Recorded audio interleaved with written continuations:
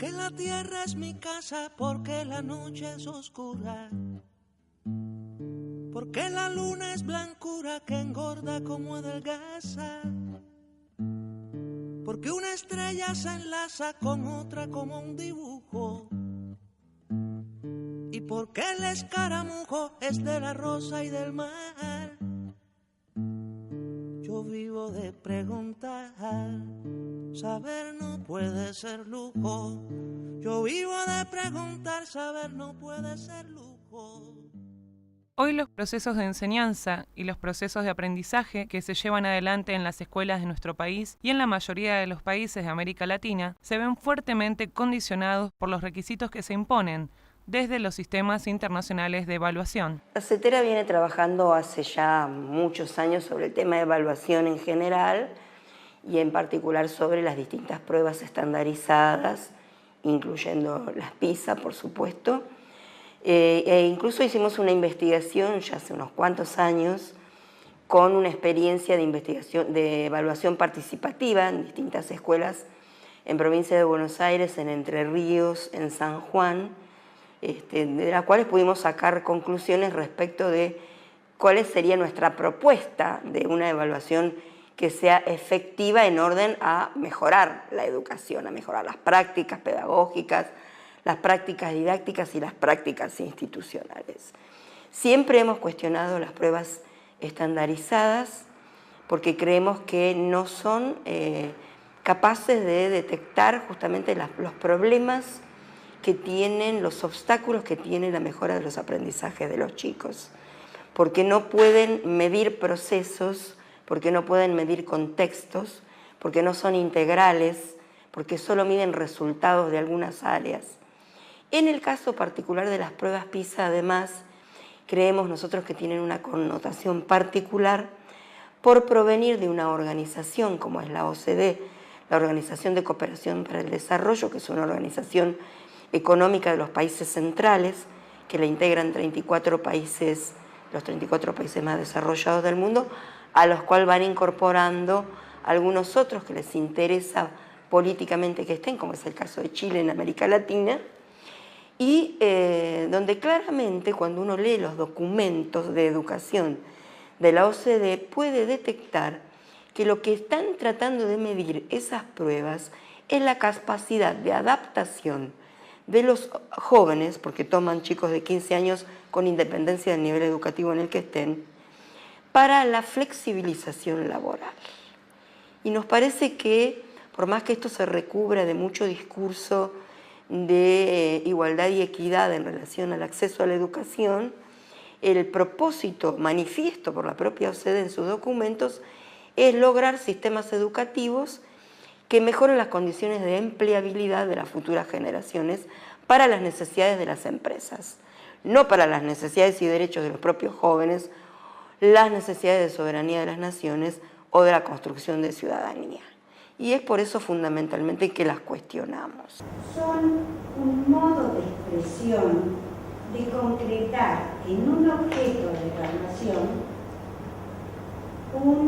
una mirada y una manera de pensar la educación en la política. Para nuestra confederación el tema, la temática de la evaluación ha sido siempre un eje sobre el cual hemos trabajado permanentemente, pero no porque lo consideramos un tema solamente pedagógico, sino porque justamente para nosotros la evaluación forma parte de nuestro puesto de trabajo.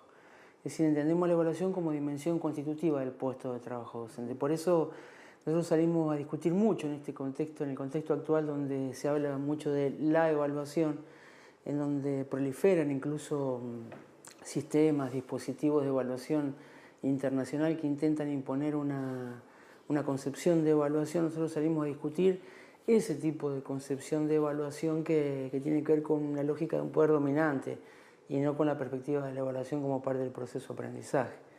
Entonces, un poco la idea que defendemos y que salimos también parece que a veces a la defensiva tiene que ver con que no es que nos neguemos nosotros como confederación a la evaluación, muy por el contrario. La consideramos dimensión constitutiva de nuestro trabajo. No entendemos la educación si no es con momentos o instancias de evaluación.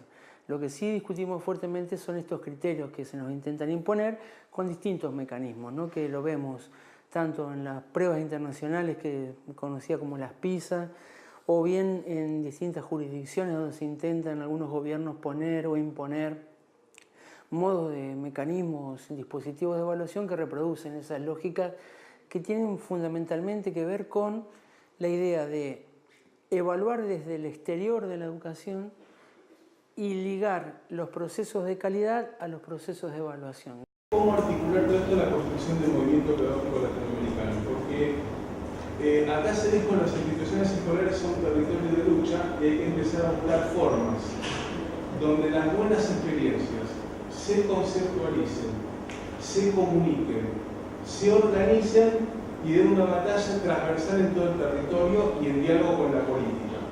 El trabajo en la escuela, ir pensando cómo se arma una red nacional que nos permita sistematizar información.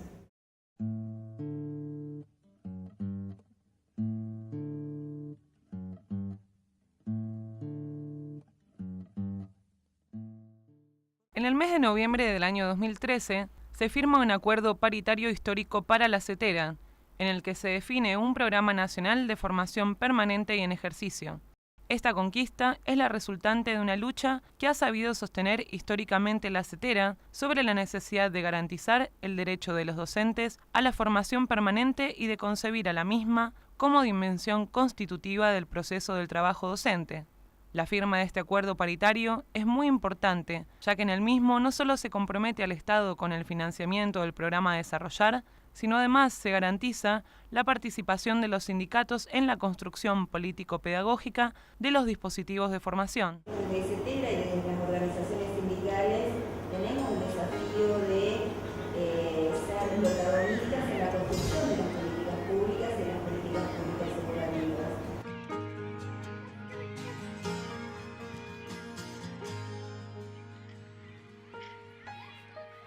Qué inteligente fue la estrategia de la CETERA cuando pensó en la paritaria como herramienta, cuando pensó desde ahí poder generar un programa de formación permanente en ejercicio para los docentes. En el acuerdo paritario sobre la formación permanente y en ejercicio se define un componente de autoevaluación institucional formativa, integral y participativa, y desde el mismo no se plantea la evaluación como un mecanismo de control pensado con una lógica propia y aislada de la formación.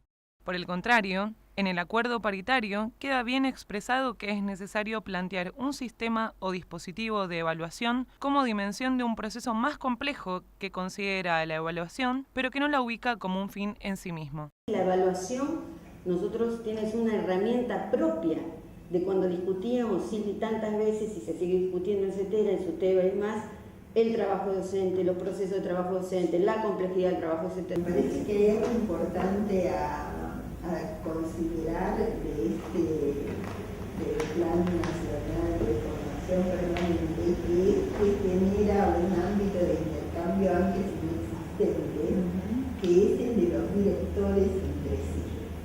Para nosotros este espacio es muy importante porque nosotros en el marco de la paritaria estamos por avanzar en discutir un convenio colectivo nacional para los trabajadores de la educación. Recientemente por una paritaria firmada a nivel nacional que tiene que ver con un programa nacional de formación permanente en ejercicio donde, si bien el foco central es la formación, la evaluación forma parte de ese proceso, pero ligada siempre a la formación, es decir, momentos institucionales, colectivos, donde los educadores, junto con los estudiantes, con los directivos, piensan en cuáles son las formas de analizar y problematizar nuestra propia realidad para ver qué es lo que estamos haciendo bien, qué es lo que estamos haciendo mal, pero no mal porque esté mal hecho en función de los criterios de la lógica dominante, sino lo que nosotros pensamos que está obturando lo fundamental que es el derecho a la educación. Entonces, si tenemos esas condiciones de trabajo para poder pensar ese instrumento, es decir, qué preguntarnos, cuáles son las mejores preguntas que nos podemos hacer en cada escuela acerca de nuestra realidad, eso es lo que nos va a llevar a realizar procesos de evaluación, pero de coevaluación institucional con todos los sujetos participantes, no para rendirle cuentas a nadie, sino para poder mejorar eso que estamos analizando como en estado crítico, en situación problemática.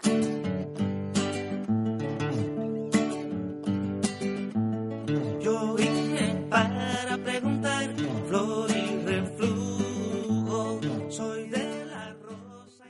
discusión que nosotros llevamos adelante, justamente hay como 4 grandes preguntas que nos parece que tenemos que hacer en este contexto, que una tiene que ver con el objeto de la evaluación y otra con los sujetos de la evaluación.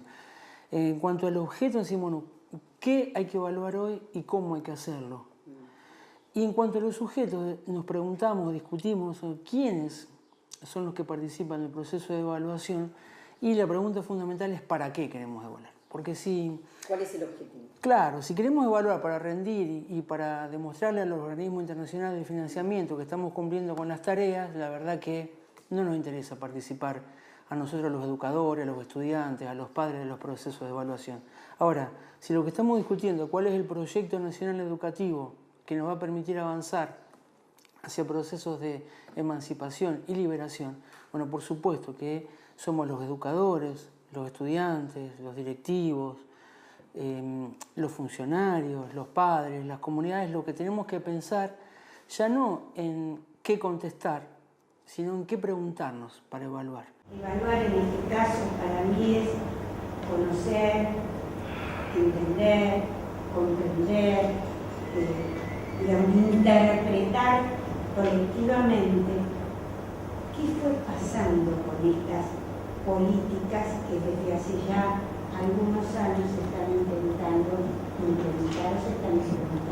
Lo que sucede es que ese discurso no se instala sobre la nada, sino sobre algunas certezas que están consolidadas para mí en muchísimos maestros, padres, funcionarios, o sea, en el colectivo social, diría, acerca de la idea del deterioro de la calidad educativa, ¿no? De que hay una responsabilidad central de los docentes en ese deterioro que se afirma y que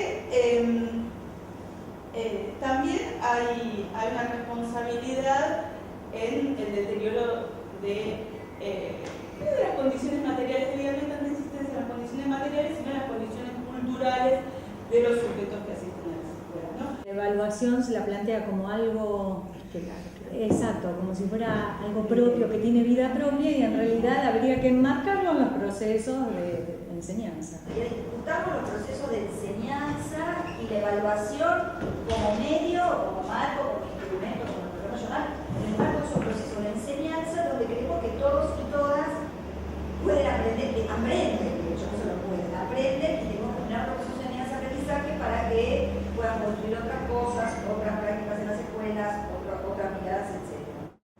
Yo creo que tiene mucho que ver con ayudar a construir herramientas metodológicas que permitan eso y no tanto con construir un discurso sobre la evaluación. La institución, me parece que la escuela sería la unidad de análisis para poder pensar esta forma de empezar a comprender y entender la realidad e interpretarla a partir de los directivos y los docentes trabajando juntos, ¿no? Seguir construyendo la mirada en las escuelas en relación a pensar una evaluación educativa, participativa, colaborativa, comprometida con el cambio. Tratar de generar un sistema, de contribuir en una coyuntura que nos da bastante propicia para eso, en donde pueda haber formas de analizar lo que sucede en las escuelas desde las escuelas y que eso de alguna manera vaya brindando información para la evaluación del sistema educativo como sistema educativo. La evaluación como una producción en la escuela. Parte de escena escolar, no podemos pensar la evaluación en la escuela para los docentes que queremos que haya en la escuela. Es para los que tenemos. La evaluación es un verbo transitivo, no se evalúa en el aire, se crea alguna cosa. Y esa cosa uno la enfoca, pero no solo la enfoca, la construye.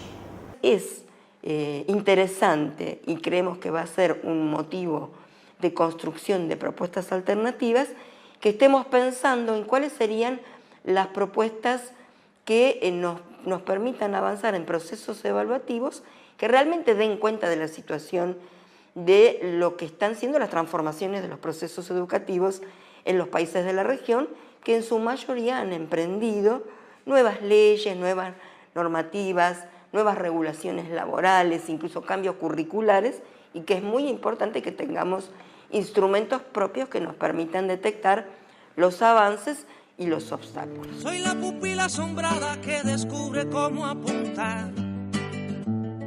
Soy todo lo que se junta para vivir y soñar. Soy el destino del mar. Soy un niño que pregunta. Soy el destino del mar. Soy un niño que pregunta.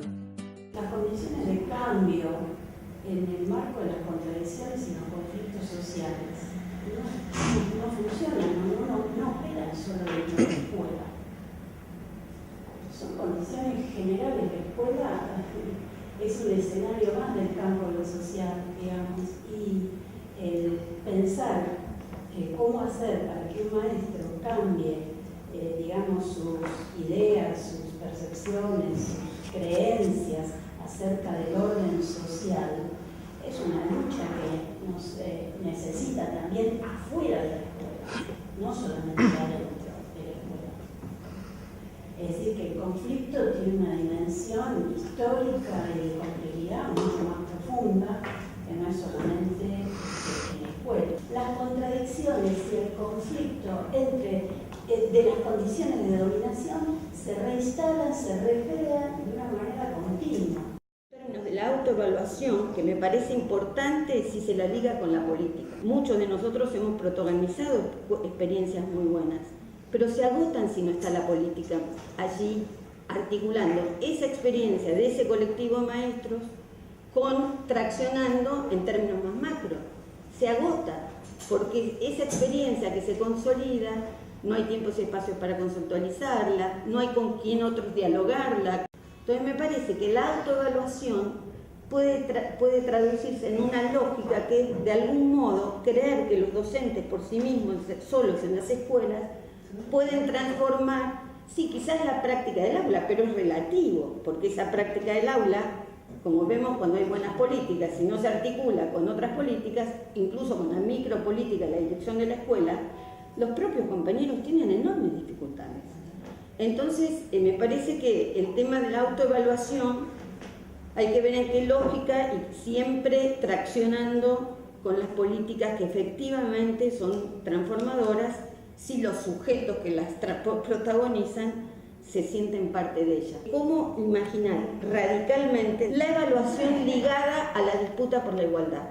Y a mí me parece que ahí es el núcleo duro que yo creo que hay que inventar más y hay que ir por de máxima. La mirada de autoevaluación institucional, que quiere decir no individual, por supuesto, sino del intercambio, de la construcción compartida de la evaluación, o de esa mirada de qué es lo que se entiende que está pasando en la escuela, esté vinculada con la posibilidad de que todos los chicos aprendan, o sea, no es simplemente ir a mirar qué pasa.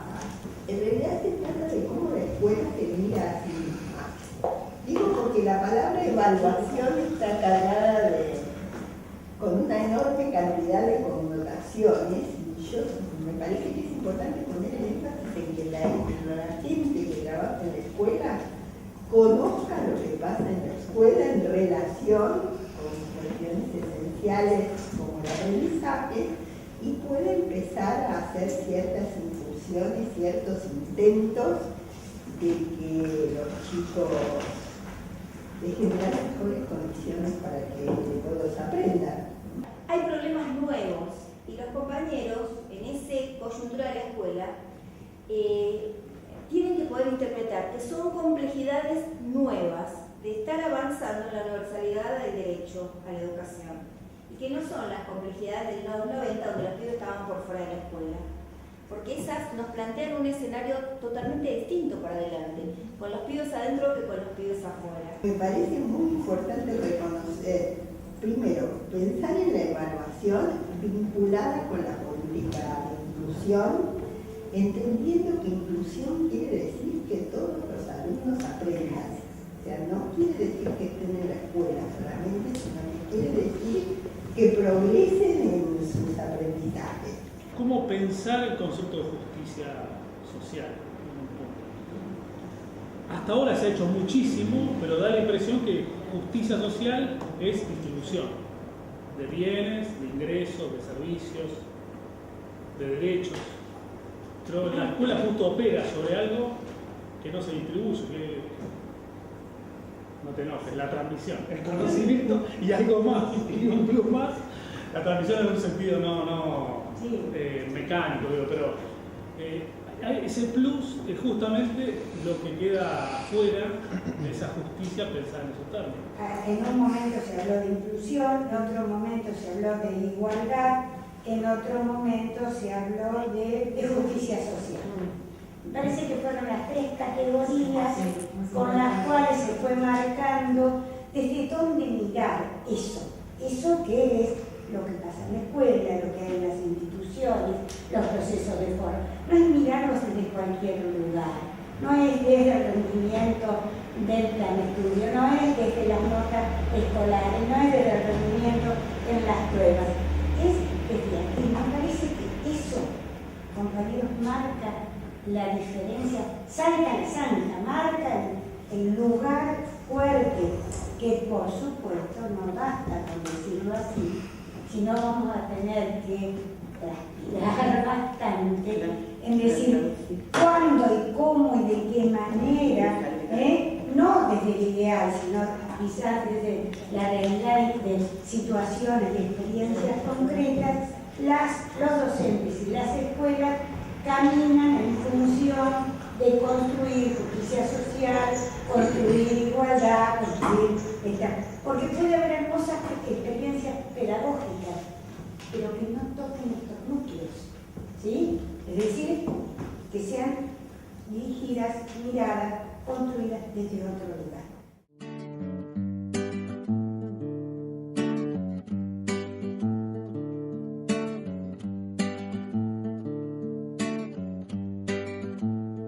El agua hirviente en puchero suelta un ánima que sube a disolverse en la nube que luego será aguacero.